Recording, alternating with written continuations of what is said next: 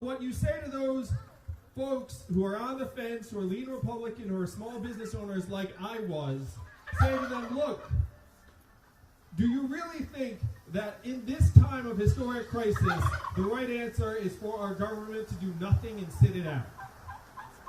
And if they're like me, if they're a business owner, they will know that that is not a path to success.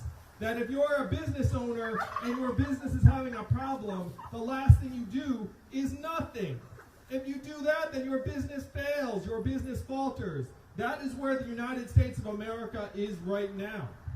We are on the precipice. It is real. The sense you have when you go out to these commercial districts here in Georgia and you see them at a shadow of what they once were. You see the people who should be out there in throngs instead are at home and are just in a trickle. I'm actually going to go on a limb and say if we had had this event pre-COVID, this would not have been this incredibly beautiful, lovely group of, let's call it, 100 or so people. We could have drawn a crowd of thousands.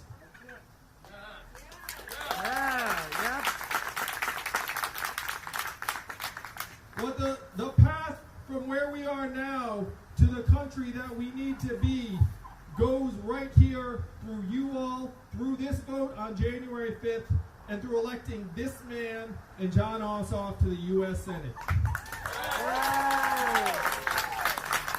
That is our mission. Are you with me, Georgia?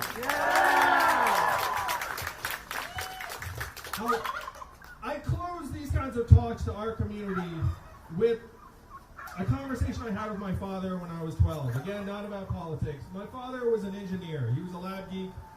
When I was very, very small, I thought that everyone had a PhD because my dad had a PhD. I found out the hard way that was not true. When I was like, what's your dad's PhD? And then someone was like, here's what his PhD is. And I was like, oh, no, what did I do wrong? So my father comes back from the lab one day and he's very, very angry. And I say to him, hey, Dad, why are you so mad? And he said to me, when you can't invent anything anymore, at IBM, they make you a manager. So the lab is all white managers and Chinese engineers. And I heard that. I was 12 years old, and I was like, wow, really? Is that what goes on?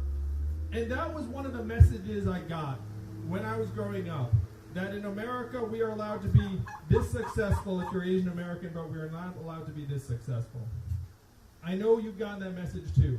I know you've gotten the message that we are somehow less worthy of the word American than the folks around us. And this is what we must put to rest once and for all. For your children, for my children, for the future of this country. And in order to put that to rest, we need to get this man to the Senate, we need to turn out and vote, and we need to stand up and say to everyone so they can hear us, that we are just as American as everyone else. We can lead, we can contribute, and yes, we can vote. Thank you.